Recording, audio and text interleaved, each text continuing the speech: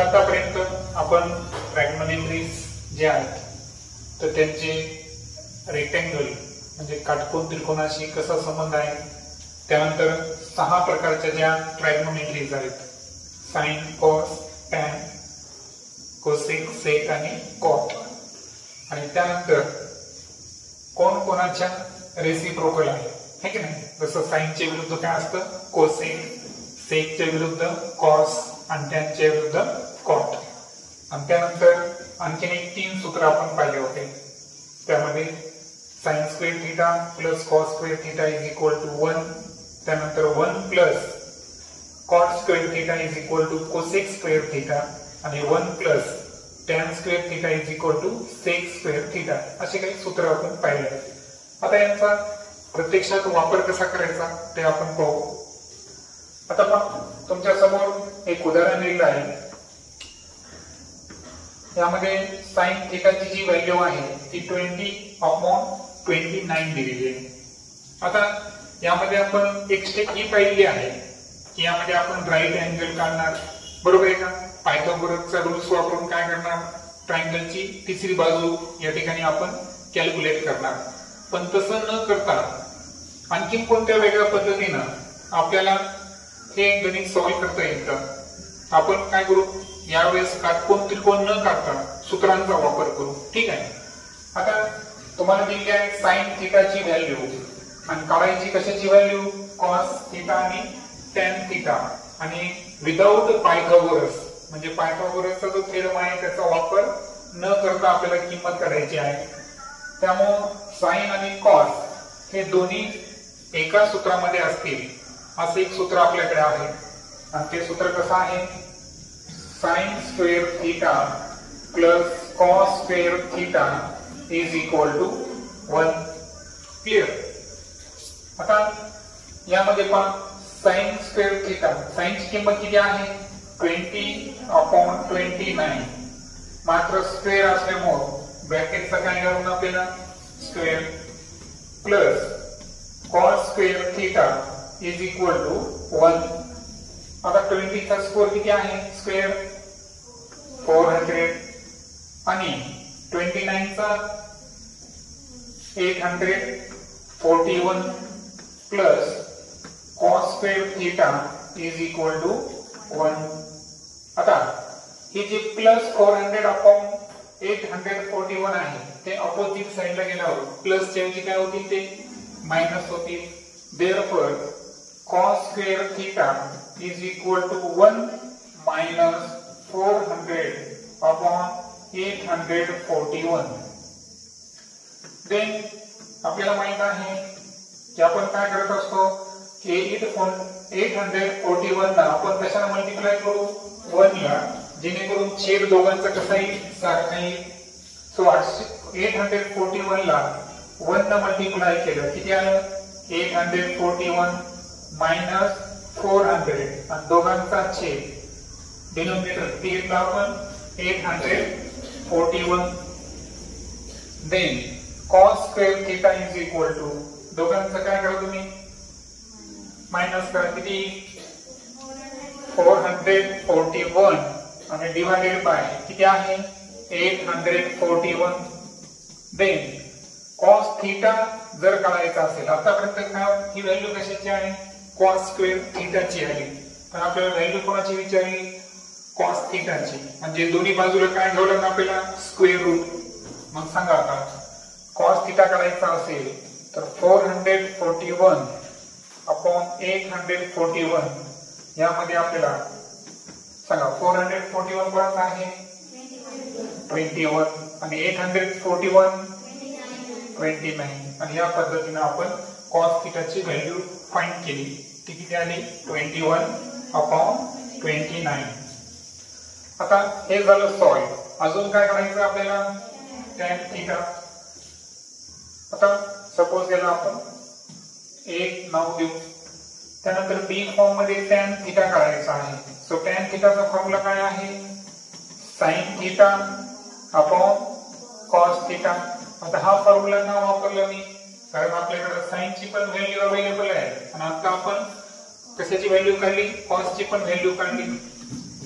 आता मला सांगा साइन थिटा जी आहे त्याची व्हॅल्यू किती आहे आपल्याकडे गणितामध्ये 20/29 डिवाइडेड बाय cos थीटा ची आता व्हॅल्यू काढली आपण किती आहे 21/29 सांगा काय काढू याच्यामध्ये 29 get cancel and therefore tan theta ची जी फायनल व्हॅल्यू आली ती किती आली 20/21 आणि हे गणित सॉल्व करत असताना आपण पायथागोरसचा थेरम यूज केला का नाही तो जो ट्रायगोनोमेट्रीचा एक फॉर्म्युला होता कोणता sin square theta plus cos square theta is equal to 1 याला आपण युटिलाइज केलं ओके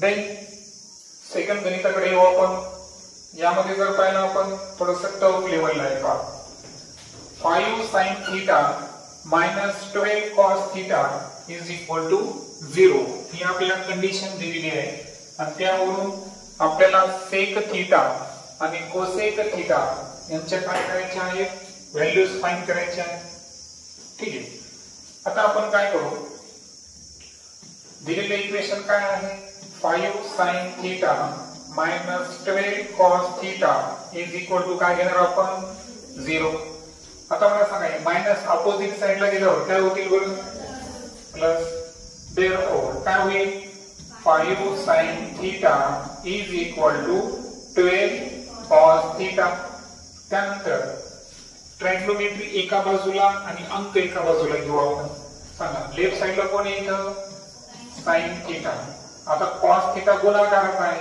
तो अलीकडे आल्यावर पुढे जाईल भागाकारात पलीकडे कोण होते 12 आणि हे 5 मल्टिप्लाय मध्ये आहे इकडे गेल्यावर पुढे जाते ते डिनोमिनेटर मध्ये आता सांगा sin theta upon cos theta म्हणजे काय असतं tan थीटा ची व्हॅल्यू किती आली 12/5 सपोज हे आपलं इक्वेशन नंबर 1 आहे आता एक लक्षात घ्या sin theta upon cos theta ची व्हॅल्यू 12/5 आली याचा अर्थ असा नाही sin थीटा म्हणजे 12 आणि cos थीटा म्हणजे 5 असा त्याचा अर्थ आहे का नाही आपल्याला रेशो फॉर्म मध्ये पाहिजे लक्षात आलं म्हणून tan थीटा ची व्हॅल्यू काय आली तर 12/5 ही व्हॅल्यू आहे आपल्याकडे आता आपल्याला काढायचं आहे sec थीटा मग असं सूत्र आहे का की tan वरून आपण sec ची किंमत काढू शकतो कोणतं सूत्र आहे थीटा ओके तर पहा tan आणि sec म्हणजे आपल्याला काढायचं काय सूत्र कोणतं वापरायचं हे कंडिशनवर डिपेंड आहे बरोबर आहे का कारण आता बघा tan वरून जर आपल्याला cot काढायचा असेल तर आपण 1/cot थीटा घेतला असता पण आपल्याला cot काढायचा आहे का नाही आपल्याला काय काढायचं आहे sec थीटा काढायचा आहे आणि म्हणून सूत्र आपण जे वापरणार तर ते काय असणार 1 सांगतो 1 सुरुवातीला घेतला तर 1 plus tan square theta is equal to sec square theta आता पहा 1 ला 1 tan ची किंमत किती आली होती 12/5 याचा काय घ्यायचा आहे square is equal to sec square theta 1 ला 1 12 चा स्क्वेअर किती आहे 144 5 चा square 25 is equal to sec square theta आता sec square theta is equal to 25 ला आपण 1 ने मल्टिप्लाय करणार क्लियर 25 1 चा 25 त्यामध्ये 144 ऍड केले तर आन्सर किती 169 divided by 25 as it is आता यावरून आपल्याला sec थीटा काढायचा असेल ही sec स्क्वेअर थीटाची किंमत काय sec जी आहे का यांचं काय घ्यावं आपल्याला स्क्वेअर रूट आणखी एक पद्धतीने लिहिता येतं पहा 169 ला 25 ने डिवाइड करायचं आणि घातांक किती लिहायचा 1/2 याचा अर्थ तो आपण स्क्वेअर रूट मध्येच लिहिला मग सांगा sec थीटाची व्हॅल्यू 169 चा स्क्वेअर रूट काय आहे 13 बरोबर 13 आहे आणि 25 चे किती आहे 5 आणि हे जे सेकंड आहे हे आपलं sec थीटाचं आन्सर आहे आता फायनली काय करायचं आपल्याला कोसेक थीटा. आता कोसेक थीटा कोणावर डिपेंड असतो बरं? साईनवर. साईनचा काय तो विरुद्ध आहे, परंतु आपल्याकडे साईनची व्हॅल्यू कुठे दिलेली आहे का? साईनची व्हॅल्यू दिलेली नाही. सध्या आपल्याकडे व्हॅल्यू कोणती आहे सांगतो मी तुम्हाला. सध्या आपल्याकडे फक्त एकच व्हॅल्यू आलेली आहे आणि ती व्हॅल्यू कोणती आहे? Sec theta. अन्य कोणतीच व्हॅल्यू नाही आपल्याकडे सध्या. बरोबर. मग आता काय करता येईल याच्यामध्ये?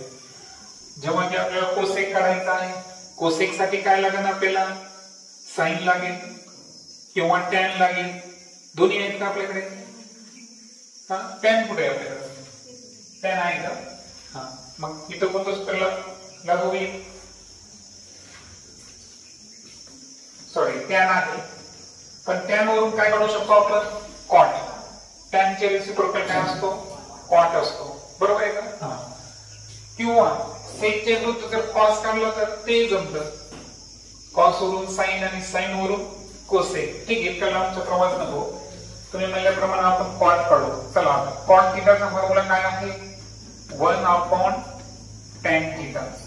टॅन थीटाच्या रेसिप्रोकल काय असतो? Cot theta. सांगा, टॅन थीटाची व्हॅल्यू किती आहे?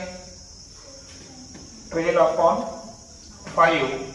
मग कॉट थीटाची व्हॅल्यू काय होईल? छेदातला छेद कुठे गेला? अंशामध्ये. सो व्हॅल्यू काय आली?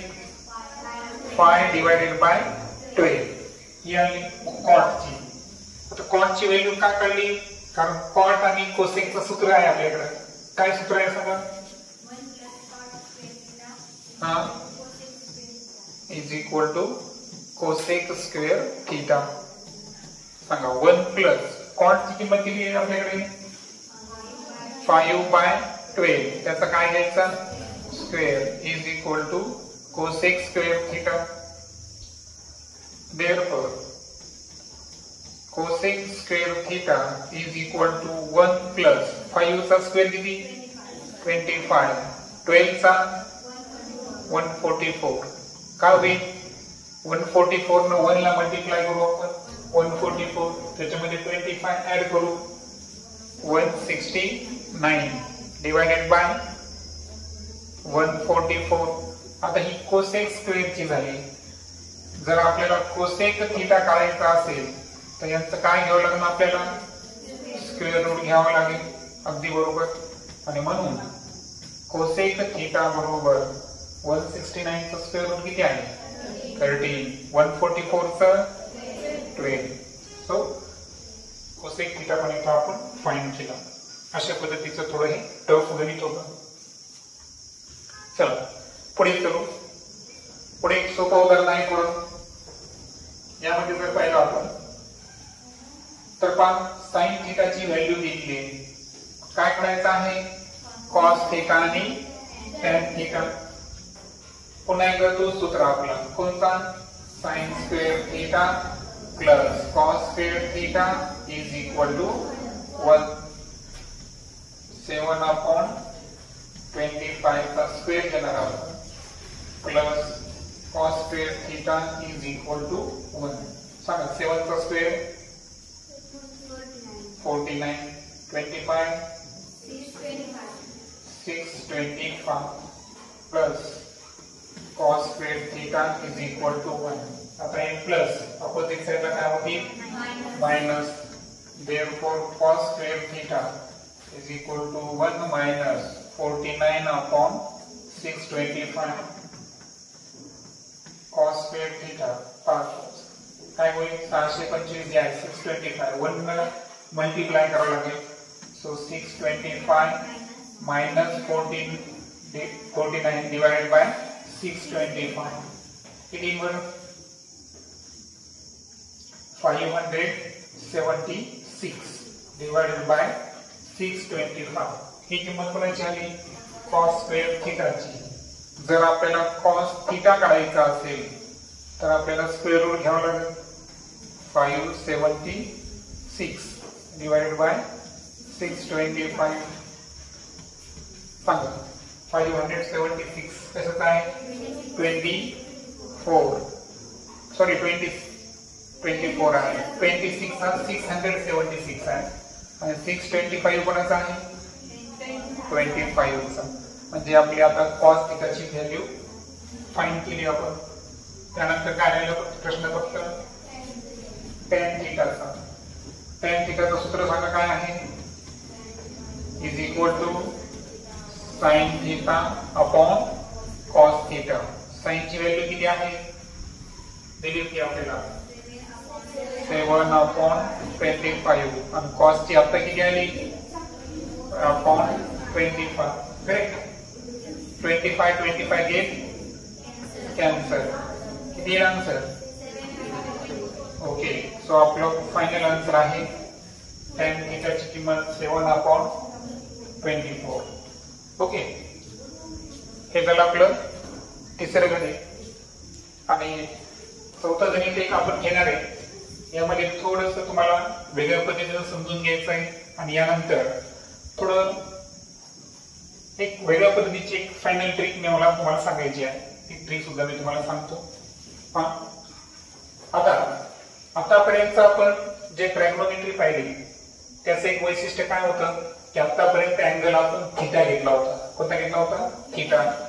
आता यावेळेस हे जे गणित आहे यामध्ये एक ट्रायंगल दिलेला आहे तुम्हाला YXZ. यामध्ये अँगल X किती डिग्रीचा आहे 90 डिग्री. XZ ही बाजू किती मापाची आहे 1 सेंटीमीटर. त्यानंतर YZ जो की हायपोटेनस आहे तो किती आहे 70. आता तुम्हाला काय फाइंड करायचं आहे sin Y cos Y tan Y. sin Z cos Z tan Z. आता ही कशी फाइंड करायची, तर सर्वात अगोदर पायथागोरसची ट्रिक वापरायची का नाही वापरायची तुम्ही सांगा. विदाउट पायथागोरस का विथ पायथागोरस. माहिती घेऊ कारण सकाळपासून आपण पायथागोरस थेरम यूज केला का नाही. सो अगोदर आपण पायथागोरस थेरम यूज करू. चला इकडेच करून घेऊ आपण पायथागोरस थेरम. सांगा पायथागोरस थेरम नुसार काय झालं असतं, डायरेक्टली करू शकतो आपण. XY स्क्वेअर जर काढायचा, XY काढायचा ना आपल्याला, तर जे हायपोटेनस आहे 0y स्क्वेअर याच्यामधून काय वजा करावं लागेल XZ स्क्वेअर. सांगा किती आहे 17 मायनस XZ किती आहे 8. 17 चा स्क्वेअर 289 डिवाइडेड बाय -64. आंसर येईल 225. मग XY is equal to √225 and that is XY ची किंमत किती आली 50. ओके. तर आता आपल्याकडे जी तिसरी साइड आहे त्याची पण व्हॅल्यू अवेलेबल झालेली आहे. आता प्रश्न कोणत्या अँगलचा विचारला त्यावरून आता ऍडजस्टंट साइड आणि अपोजिट साइड बदलणार आहे. काय होणार आहे बदलणार आहे. जसं की पहा पहिल्यांदा विचारला आपल्याला हे घेतो वाटल्यास sin Y. सांगा sin Y चं सूत्र काय बरं अपोजिट साइड अपॉन हायपोटेनस. आता तुम्ही अँगल Y चा विचार करायचा म्हणजे या अँगलचा. या अँगलची अपोजिट साइड कोणती आहे XZ डिवाइडेड बाय हायपोटेनस कोण आहे YZ. XZ ची व्हॅल्यू किती आहे 8 आणि YZ ची 17. ओके. त्यानंतर B क्रमांकाला आपण घेऊ cos Y. cos Y या अँगलच्या हिशोबाने ऍडजस्टंट अँगल कोणता आहे XY अपॉन हायपोटेनस काय आहे YZ. XY ची किंमत किती आली 15 डिवाइडेड बाय 17. तिसरं काय करायचं आहे tan Y. tan Y is equal to tan सूत्र काय सांगा opposite side upon adjacent side. Opposite side कोणती आहे XZ आणि Y ची ऍडजस्टंट कोणती आहे XY.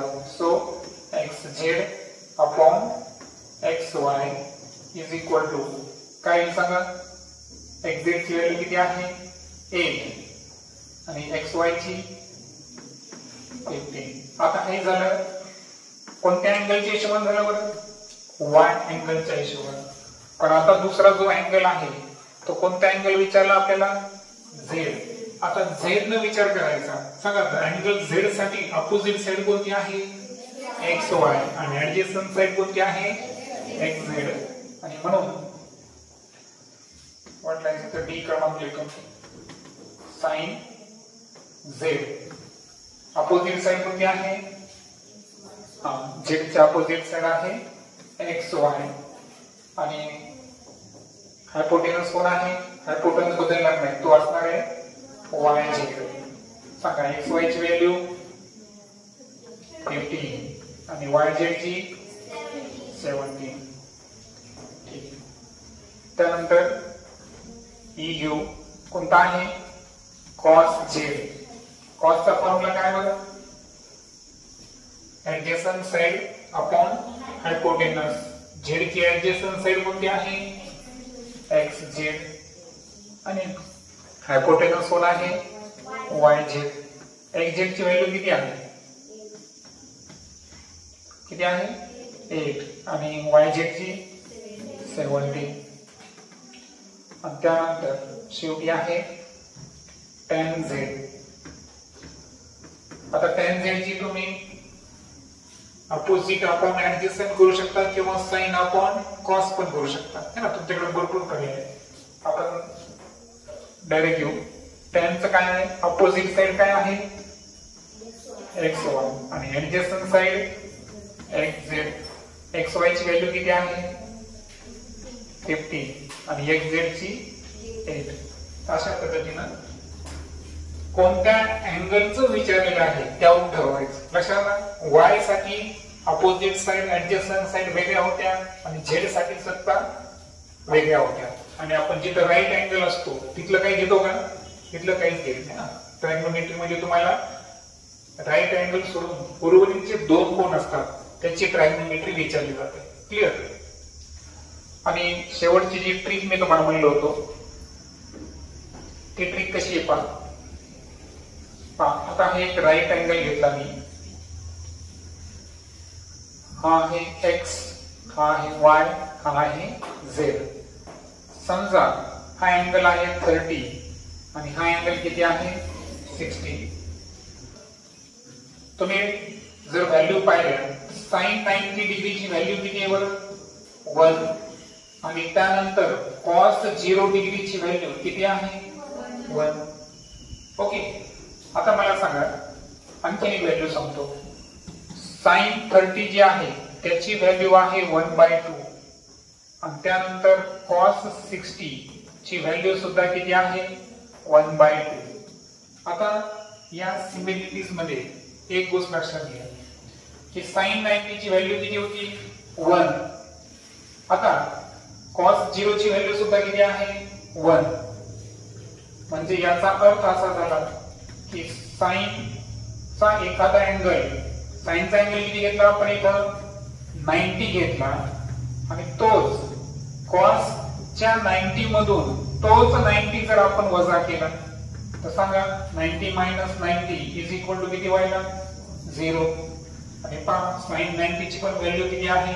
1 आणि cos 0 ची पण व्हॅल्यू किती आहे?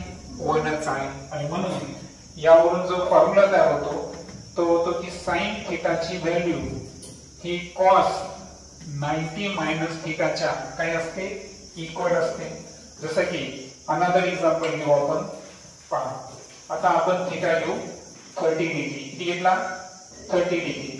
पहा आता sin थीटाची किंमत टाकली आपण 30. सांगा sin 30 ची व्हॅल्यू किती आहे? 1/2. त्यानंतर cos 90 - थीटा. cos 90 - थीटा किती घ्यायचा आपल्याला?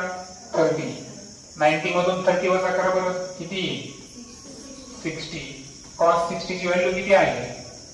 1/2. मग आता मला सांगा sin 30 ची पण 1/2 आली आणि cos 60 ची पण काय आली? 1/2. याचा अर्थ sin थीटाची व्हॅल्यू ही cos 90 - थीटाच्या काय असते? इक्वल असते. आणि याच्या विरुद्ध आपण काय लिहू शकतो बरं? cos theta = sin 90 - theta. म्हणजे हे दोन्ही एकच आहेत. येते लक्षात?